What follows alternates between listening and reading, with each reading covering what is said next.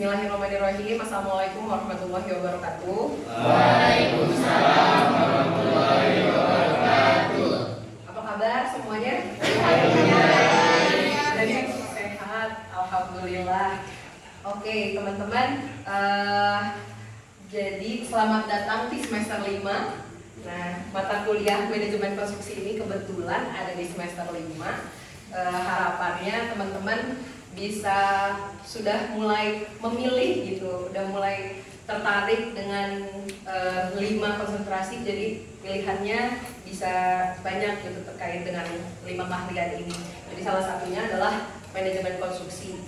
Nah, sebelum masuk ke dalam penyampaian materi, saya akan memperkenalkan diri dulu karena mungkin ada beberapa mahasiswa juga yang belum mengenal saya atau sudah tahu tapi belum pernah diajar oleh saya gitu. Jadi saya akan memperkenalkan diri dulu. Oke, saya Dinda Fadila, sarjana teknik Master of Engineering. Jadi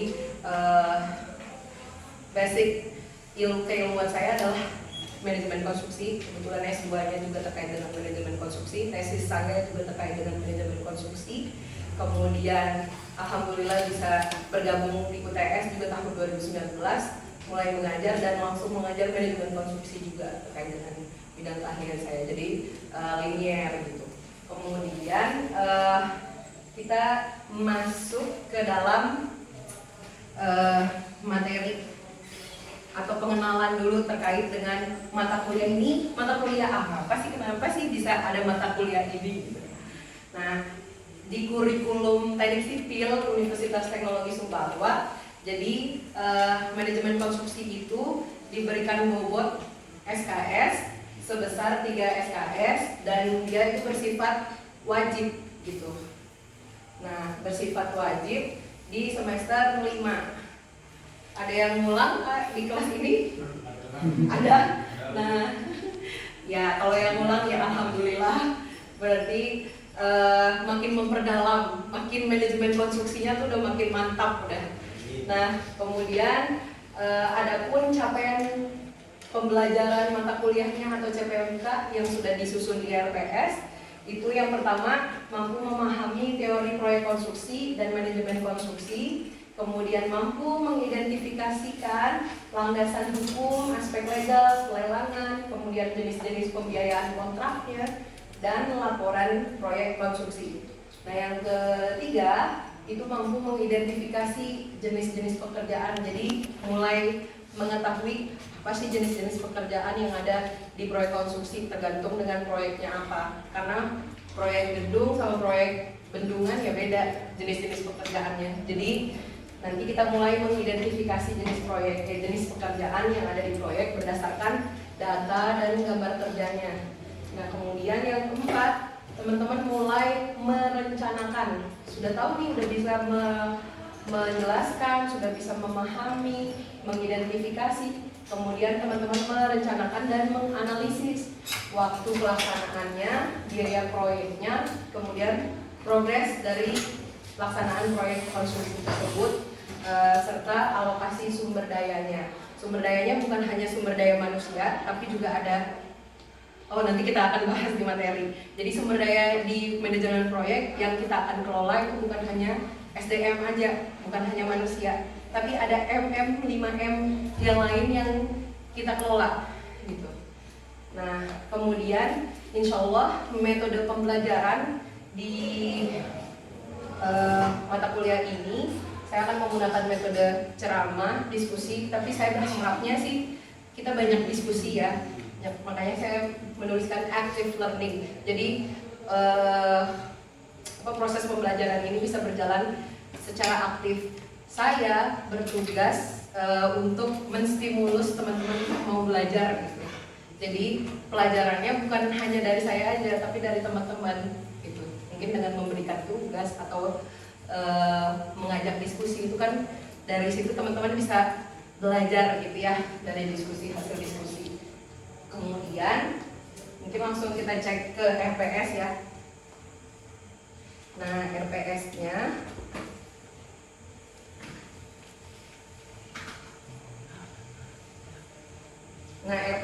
ini akan ada kita pertemuan sebanyak 14 kali sebenarnya. Jadi dua pertemuannya itu berupa penilaian dan evaluasi. Yang pertama di minggu ke-8 itu akan ada UTS. Jadi teman-teman mengerjakan soal mengikuti jadwal yang sudah diatur oleh prodi. Kemudian nanti di minggu ke-16 itu akan ada pameran atau exhibition. Jadi nah, teman-teman bisa lihat di minggu 11 dan 15 itu nanti teman-teman akan saya minta membuat sebuah project. Jadi menggunakan metode project based learning. Jadi ada suatu case atau satu project yang teman-teman akan ciptakan. Nah, sesuai dengan subjek PMK-nya. Jadi mahasiswa merencanakan dan menganalisis kebutuhan sumber daya, merencanakan dan menganalisis harga satuan pekerjaan serta anggaran biaya proyek. Nah, jadi itu yang akan teman-teman laksanakan. Plus nanti akan ada maket di akhir. Ya. Nah, baru di pertemuan ke-16 kita akan adakan exhibition atau pameran. Nah, pameran itu nanti akan mengundang banyak orang, jadi audiens yang akan menilai teman-teman terkait dengan yang mana yang paling baik gitu, terkait dengan perencanaannya plus marketnya. Gitu. Audiens hanya 40%, 60%-nya tetap dari saya. Jadi berlomba-lombalah mengundang teman-teman nanti pada saat pameran ya. Oh iya. Nah, saya kira ini sudah jelas atau ada yang ingin ditanyakan dulu terkait dengan CPMK atau terkait dengan metode penilaian saya? Ada? Ada? Ada yang ingin ditanyakan? Nggak ada. Oke. Saya kira udah paham ya. Nanti insya Allah saya akan share terkait dengan RPS-nya. Kemudian untuk presensi, teman-teman bisa presensi langsung dari Siakat ya. Boleh langsung di presensi. Absen di Siakat live. Nah, kita kembali ke materi.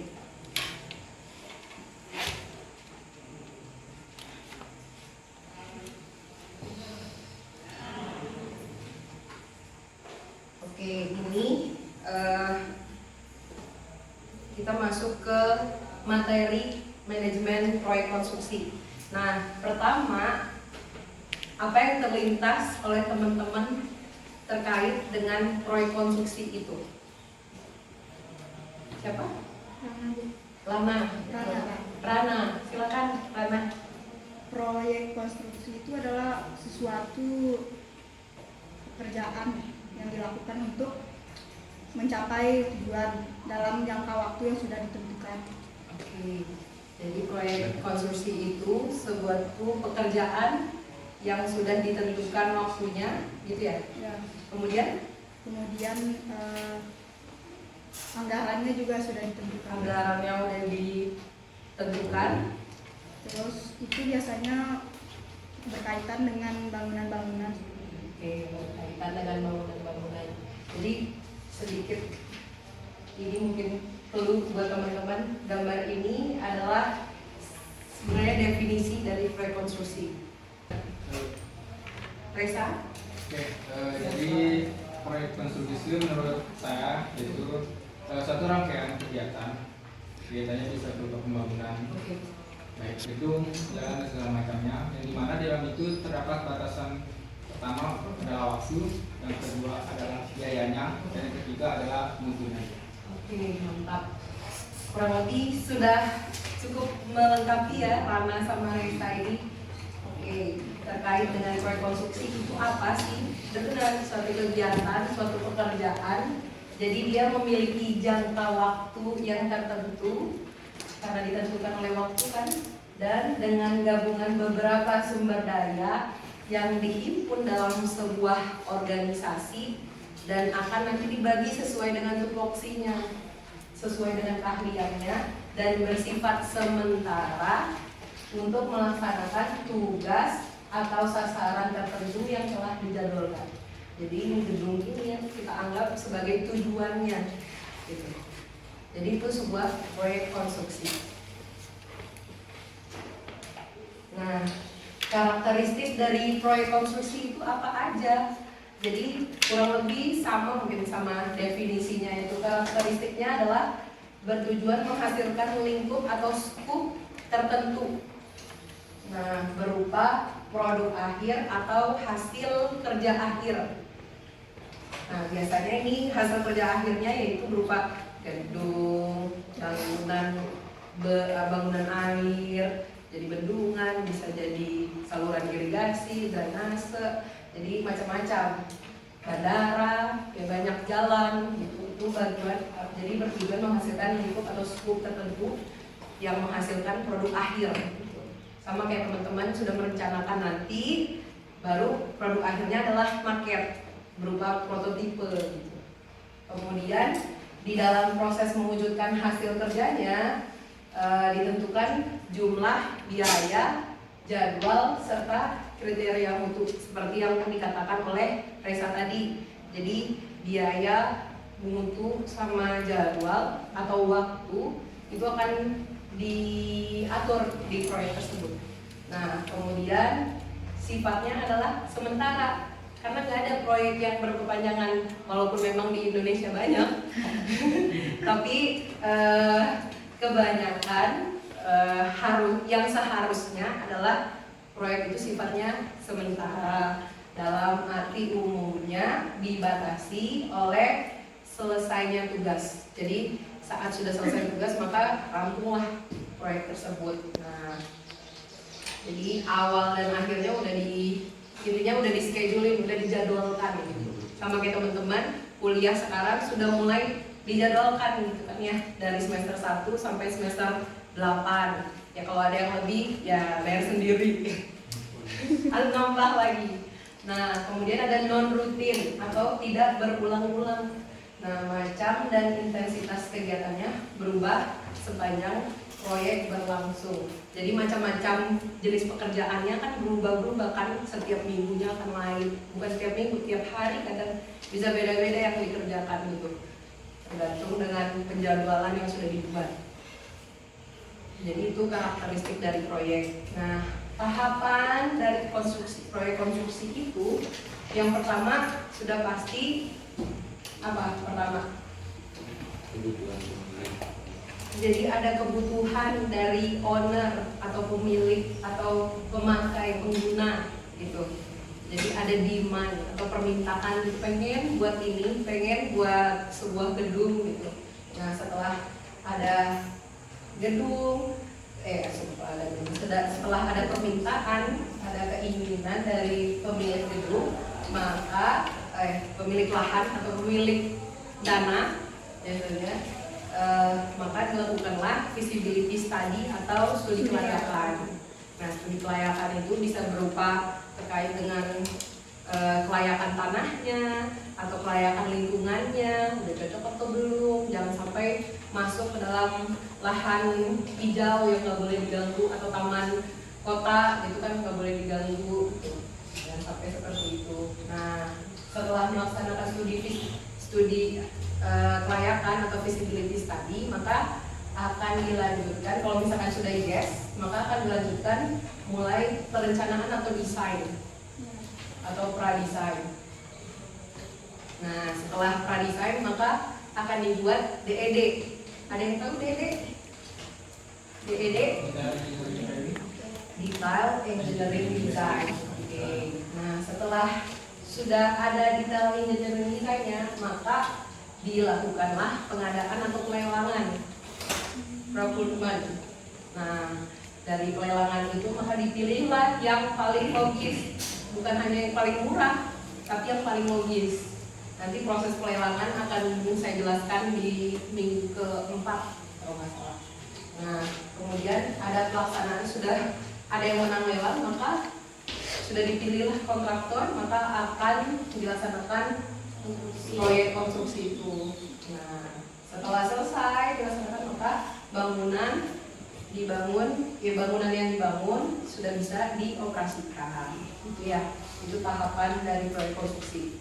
Sampai sini ada yang ingin ditanyakan dulu? Belum.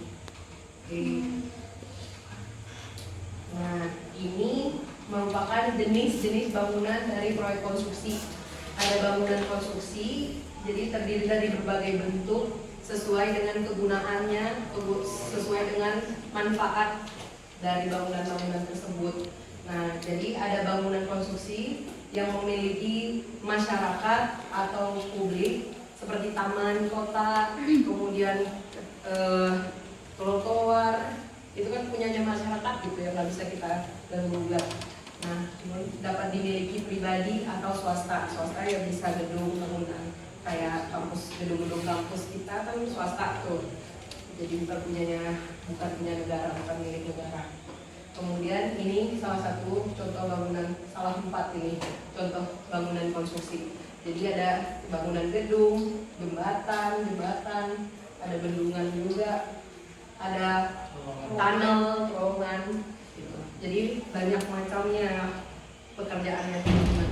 Dan saya harapnya di mata kuliah ini teman-teman benar-benar belajar giat, karena mata kuliah ini prospek kedepannya kalau misalkan yang akan melanjutkan bekerja di bidang teknik sipil, prospek kerjanya sangat dibutuhkan gitu loh, terkait dengan kemampuan manajemen konstruksi gitu. Oke. Nah, terkait tadi manajemen konstruksi, jadi di sebuah proyek tahapannya kan banyak ya. Jadi harus ada yang memanage, harus ada yang mengatur. Nah, manajemen konstruksi itu apa sih? Jadi manajemen konstruksi itu kata manajemen. Sebentar. Oke. Jadi manajemen konstruksi itu jadi kata manajemen yang berasal dari Perancis kuno. Jadi manajemen itu proyek adalah ilmu maupun seni yang berkaitan aktivitas, memimpin sekaligus mengkoordinasikan sumber daya dibutuhkan dengan menggunakan teknik pengolahan untuk mencapai sasaran yang telah ditentukan. Yang tadi, 3 tadi, buat biaya, mutu, waktunya, dan sesuai dengan keinginan owner.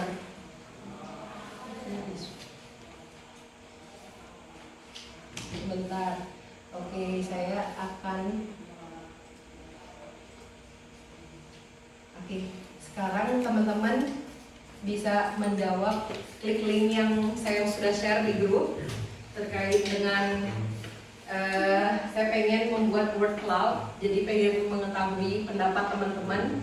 Silahkan dijawab terkait dengan apakah fungsi dari manajemen konstruksi itu, terkait dengan definisinya tadi, maka apa fungsi dari manajemen konstruksi. Linknya jadi silahkan isi, bergabung dan isi jawabannya.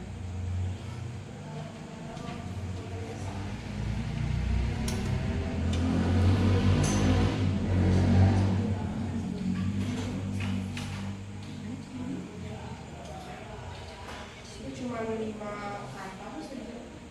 5 kata? Ya. Oh iya, gak apa-apa, jawab aja.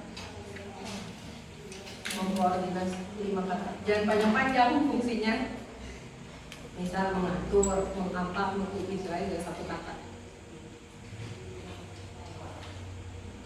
Kan itu bisa beberapa kali teman-teman isi, jadi ini aja. Belum ada ini, ayo. Mengolah, mengorganisasi, mengkoordinir kegiatan proyek, mengetahui waktu. Jadi kita bisa lihat responnya teman-teman.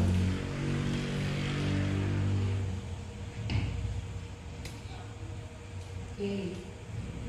Nah, yang warnanya sama nih kurang lebih artinya sama ya.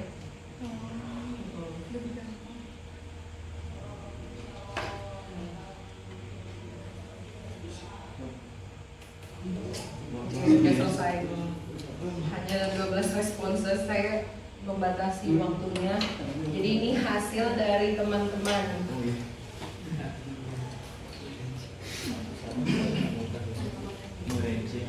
mengelola, mengatur, merencanakan.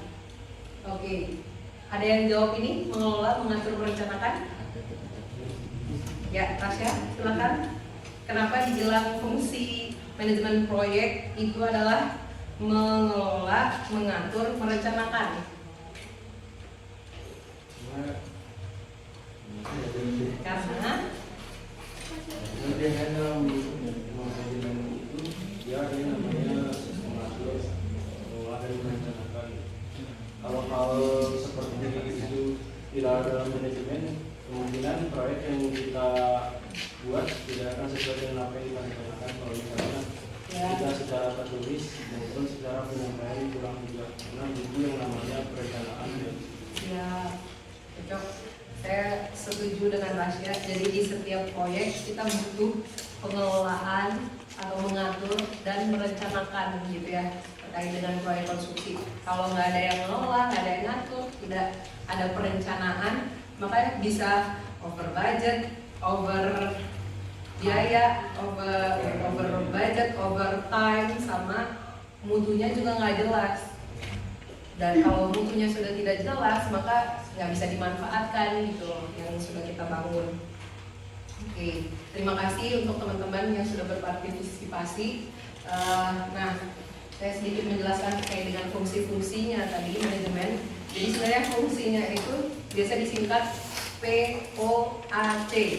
POAC, P-nya apa? Planning atau perencanaan. Tadi benar Tasya. Kemudian di perencanaan berarti harus merencanakan dulu kan maunya selesainya berapa lama gitu. Budgetnya berapa, mutunya seberapa, sudah ada di RKS, rencana kerja. Nah kemudian ada organizing itu membuat organisasi. Jadi misal misalnya nilam itu keahliannya adalah di bidang struktur gitu. Jadi dia nggak bisa mengerjakan pekerjaan yang lain, jadi harus ditempatkan di engineer gitu, di bagian strukturnya. Nah, gitu.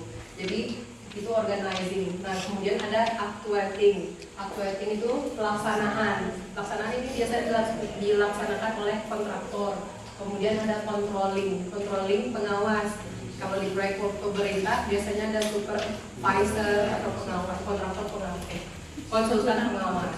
Nah kemudian yang dikontrol oleh manajemen proyek konstruksi itu ada 5M yang tadi saya bilang, bahwa bukan hanya sumber daya manusia, tapi ada man, money, method, material, and machine.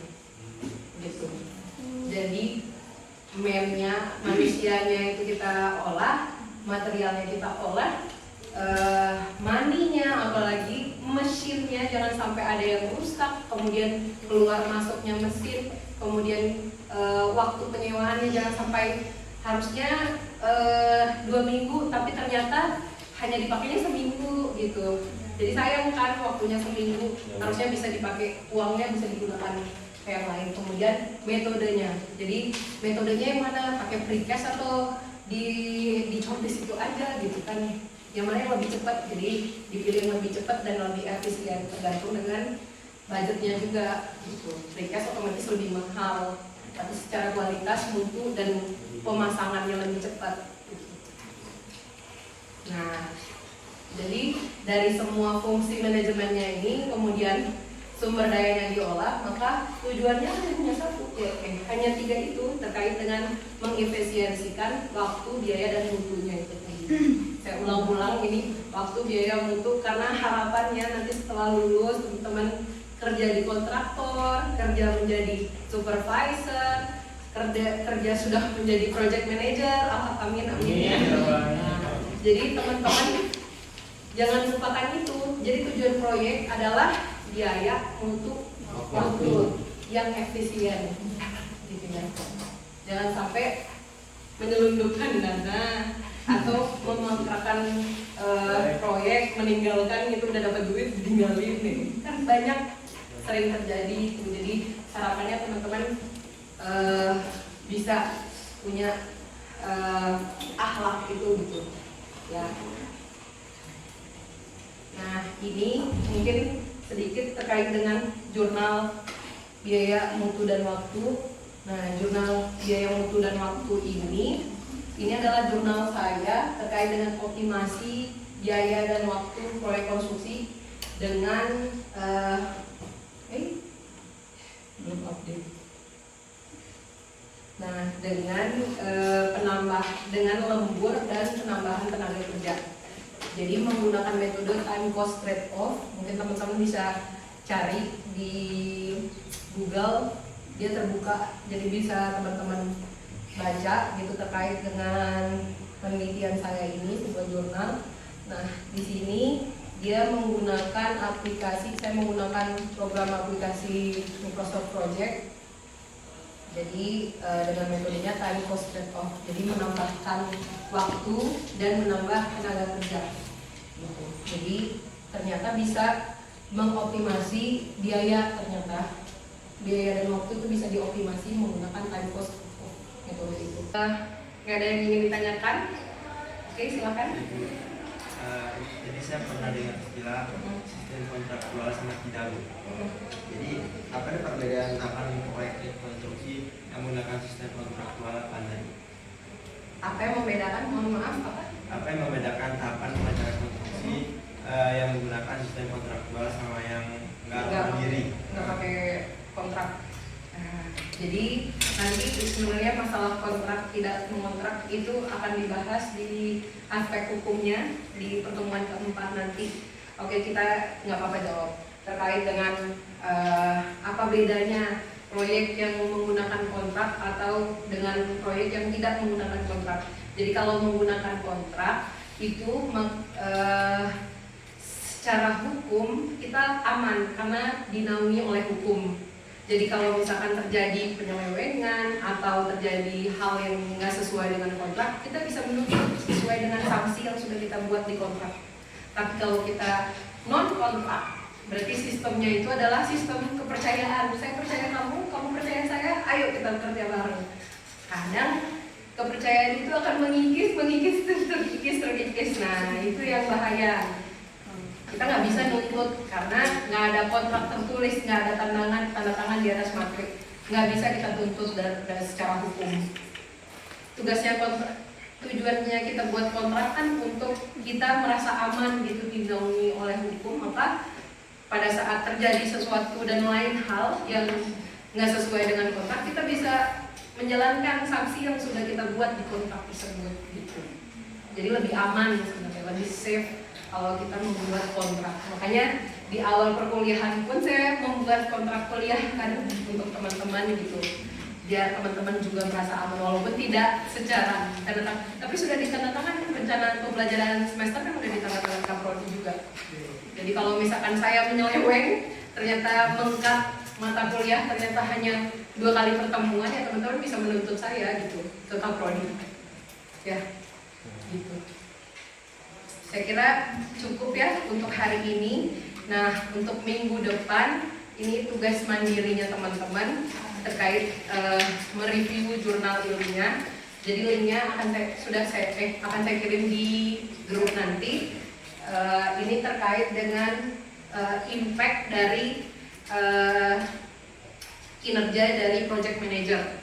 Jadi kalau misalkan project manajernya baik, maka impact-nya di proyek itu apa sih? Jadi ada indikatornya. Nanti teman-teman mereview jurnal tersebut dan insya Allah di minggu depan teman-teman kita diskusi terkait dengan topik ini, jurnal ini, diskusi aja gitu terkait dengan ini. Saya minta di-review dan dikirimkan ke email saya ya, email corporate seperti biasa. Nah, itu saja. Saya kira terima kasih banyak untuk teman-teman yang sudah hadir dan menyempatkan dirinya berpartisipasi juga aktif di dalam kelas. Terima kasih banyak. Semoga teman-teman diberikan kesehatan selalu diluruskan niatnya untuk mencari ilmu. Ya, terima kasih banyak. Semoga kita sehat selalu ya, bisa bertemu terus setiap minggu. Ya, baik, terima kasih banyak. Wassalamualaikum warahmatullahi wabarakatuh. Waalaikumsalam warahmatullahi wabarakatuh.